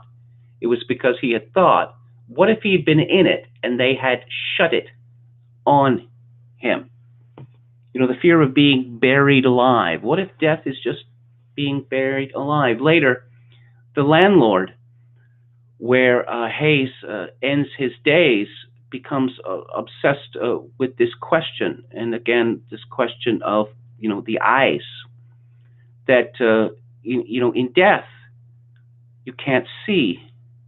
And she begins to ruminate on this. There's a lot of symbolism in this novel.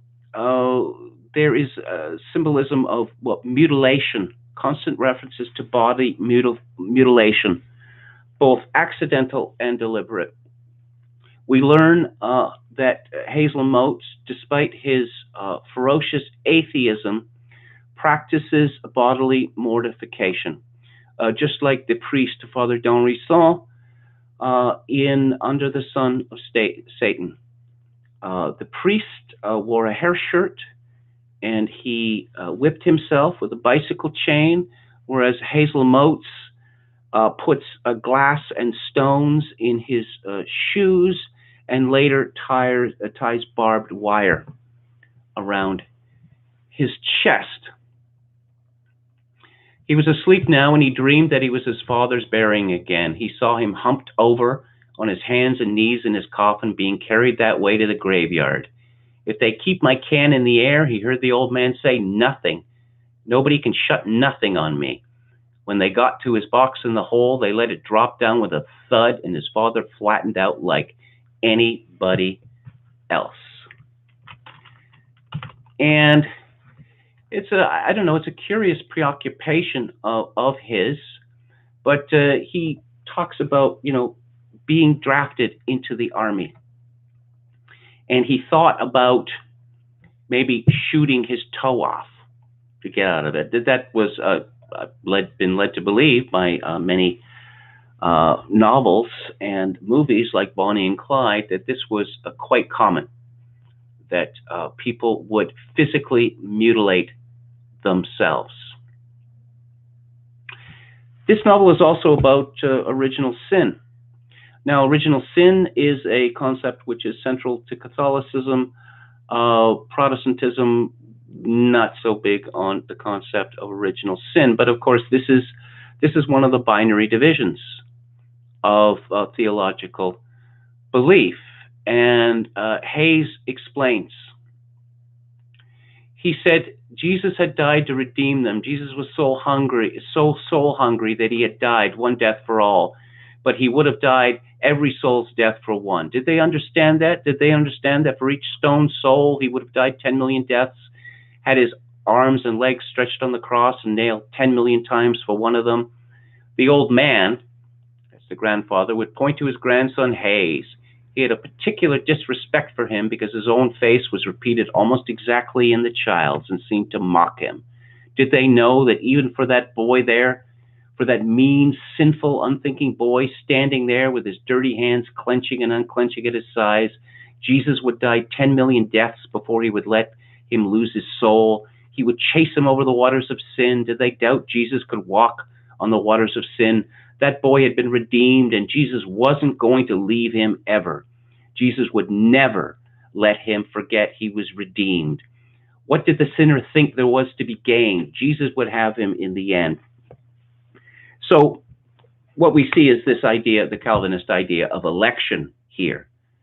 And Hazel Motes grew up with this idea, and he came to reject it, and he found it a torment. Many people find the idea of original sin to be a tormenting one, but I suppose, predestination is just as arbitrary as original sin is. So the boy, that is Hazel, didn't need to hear it. There was already a deep, black, wordless conviction in him that the way to avoid Jesus was to avoid sin. He knew by the time he was 12 years old that he was going to be a preacher. And then he says, he took a long time to believe them because he wanted to believe them. All he wanted was to believe them and to get rid of it once and for all. And he saw the opportunity here to get rid of it without corruption, to be converted to it nothing instead of to evil. The army sent him halfway around the world and forgot him. He was wounded, and they remembered him long enough to take the shrapnel out of his chest. They said they took it out, but they never showed it to him, and he still felt it in there, rusted and poisoning him. Again, the mutilation theme. And then they sent him to another desert and forgot him again. He had all the time he could want to study his soul and to assure himself that it was not there. When he was thoroughly convinced, he saw that this was something that he had always known. The misery he had was a longing for home. It had nothing to do with Jesus. When the army finally let him go, he was pleased to think that he was still uncorrupted. All he wanted was to get back to East Rod, Tennessee. The black Bible and his mother's glasses were still in the bottom of his duffel bag. He didn't read any book now, but he kept the Bible because it had come from home. He kept the glasses in case his vision should ever become dim.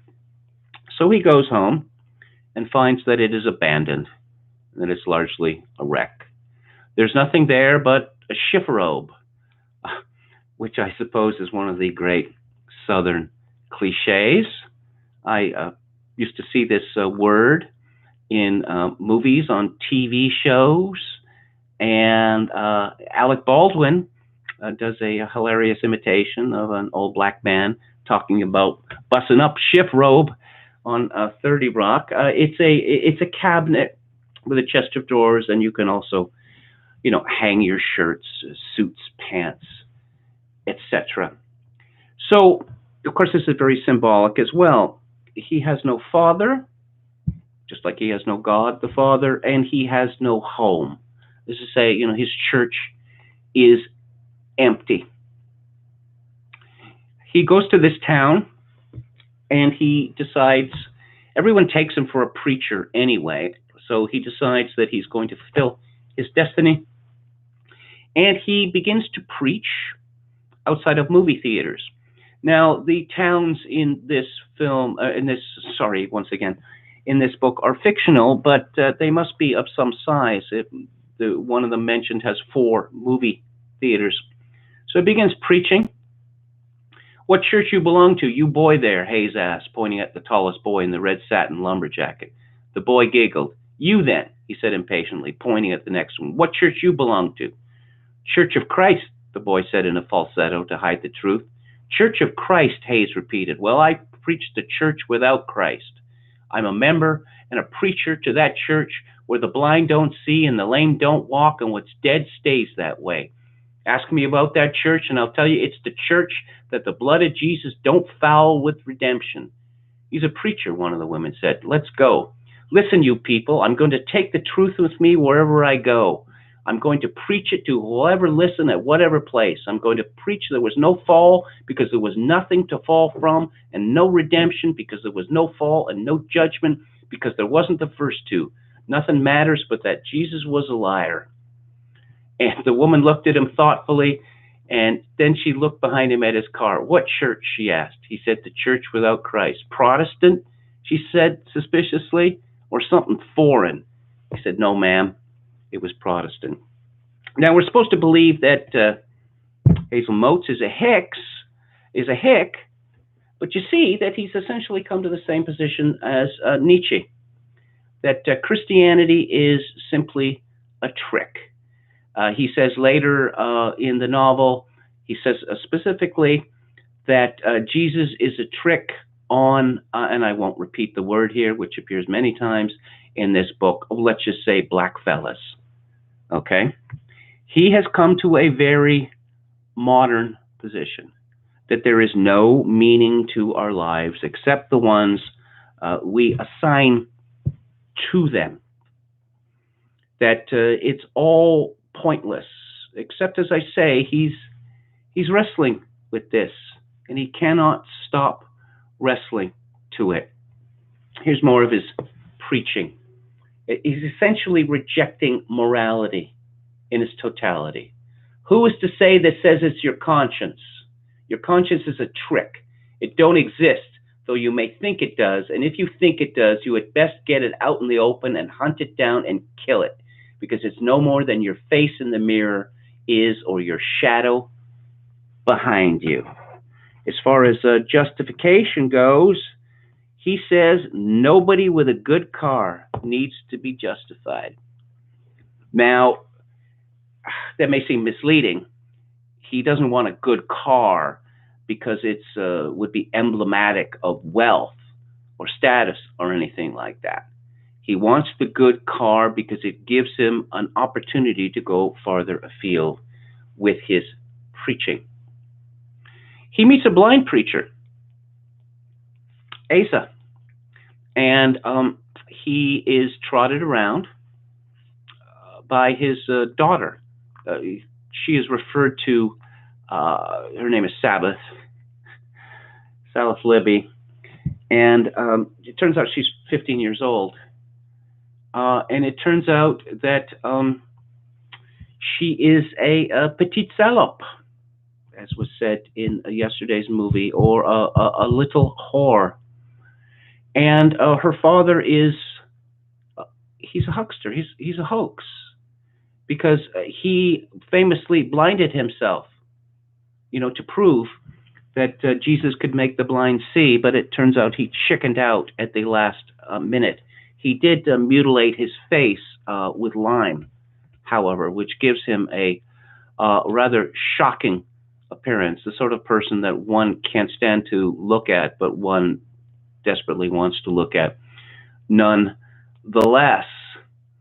The thing about this Asa as a hoaxster is that he has this intuition.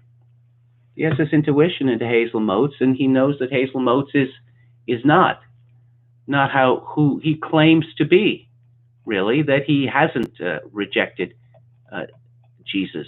He hasn't rejected Christ, and his church is empty, like his family home. He decides that he is going to make a willful Nietzschean act when he still believes that the preacher Asa is for real, that he's going to seduce the daughter in order to prove the triumph of evil. But the joke is that it is the daughter who is sexually chasing him. And at one point, after she has insinuated or forced herself into his bed, she tells him that, and where he says that he's going to leave. He's got his car now. He doesn't like the situation. He's found out that the preacher is a hoax. He's actually seen his eyes. And so he wants to go. And the girl says, And when are you going? After I get some more sleep, he said, and pulled off the glasses and threw them out the door. You ain't going to get none, she said. She's insatiable. Now, the other character, Enoch, he has found something, and what it is a preserved, shrunken body, which he believes to be a kind of revelation. He's he's come to the belief that his white blood tells him that there is going to be something big, something that is going to transform him, maybe transform the world, and that he is like the John the Baptist to Hazel Mote's Jesus Christ, that he is going to show him this wonder. He spends all his money. He works at the zoo as a guard, and he's built a kind of shrine in his room to this. But then he shows it to Hazel Motes, and Motes actually his reaction to this is to strike him on the head with a stone. But he is convinced that if he could get this to him, this would lead to some sort of new revelation. And later, we meet another hoaxster preacher, a man called Shotes, rhymes with Motes, who claims to have been on the radio for many years. So that makes him legitimate. One assumes that he lost his radio position for some sort of scandal. Shotes, as in show me, as in show business. And Shotes talks about if he could just find a new Jesus, then he would be made. And he tries to horn in on Hazel Motes' act, but Hazel Motes' act is not, in fact, an act. He is desperately sincere, whereas Shotes merely wants to make money. And Shotes doesn't understand. He understands something that Hazel Motes doesn't understand, which is the theatricality of religion has always had attributes. And he is, very much, he has this, the patter down, like the auctioneer, and he dazzles people with his fluidity. But he can't get Hazel Motes to play along. And so what he does is he actually recruits a false messiah. And he finds a man who superficially resembles Motes and dresses him up in the same clothes and the same hat, and he trots him out.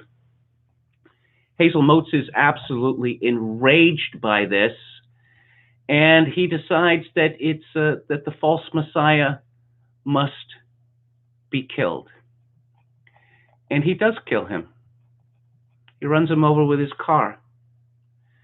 And Hazel Motes has seen terrible things in his life, but the most terrible that he has ever seen is that as this man, as the false messiah, is dying in agony on the road, he starts talking.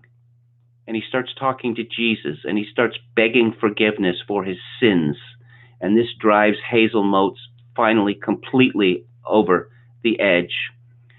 And he determines to make a real show of non-faith, which is to blind himself with lime the same way that the false preacher hadn't. And so he becomes an ascetic figure and the object of fascination. First, envious fascination by his landlady, who O'Connor describes that she thinks of the whole world as a trick, that she's always being cheated, that there's things that she should have, but she doesn't have. And there's all this money being given to people who shouldn't get it. Why does Hazel Motes get all this money? Hazel Motes throws the money that he doesn't need at the end of every month in the wastepaper basket.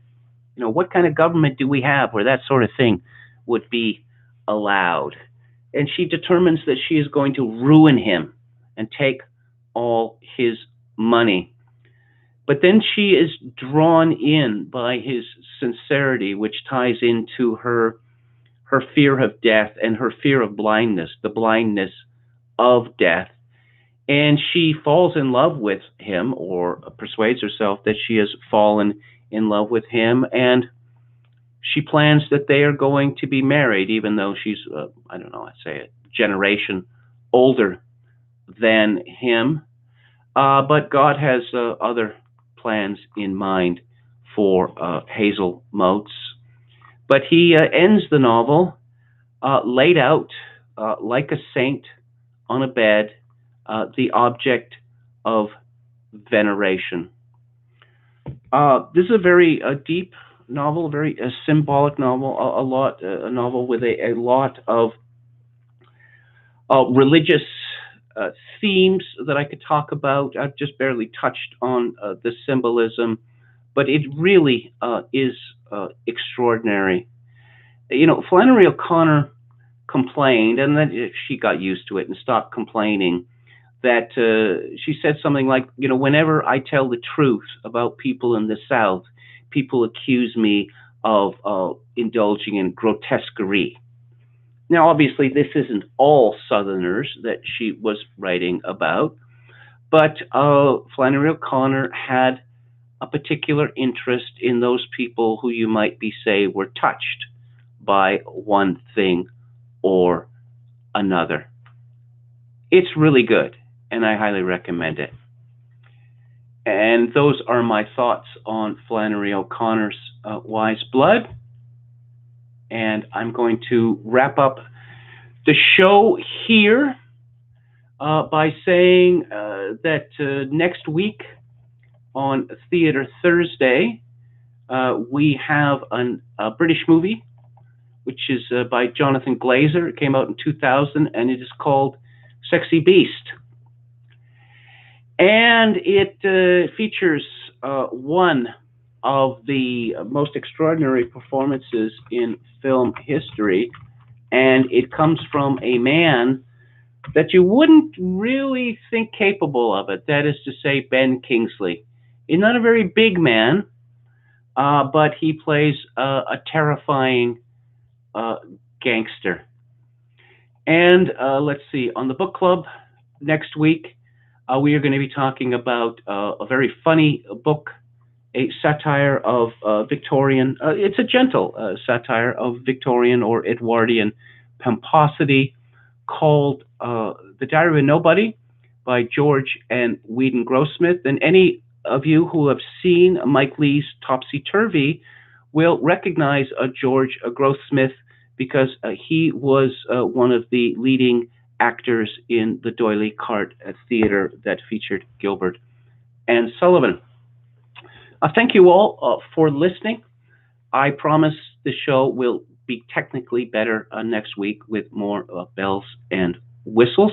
But I do appreciate you watching, listening. I'd ask you, if you like any part of the show, to subscribe to my channel. And if you wish to donate, my PayPal account is associated with my Hotmail account, Kevin_Grace@hotmail.com. And I will see you all again on Monday at 4 p.m. Pacific time, 7 p.m. Eastern time. And if there are any fellow Welshmen out there, March the 1st is St. David's Day, and I wish you all a happy St. David's Day. Have a good evening and a good weekend, everybody.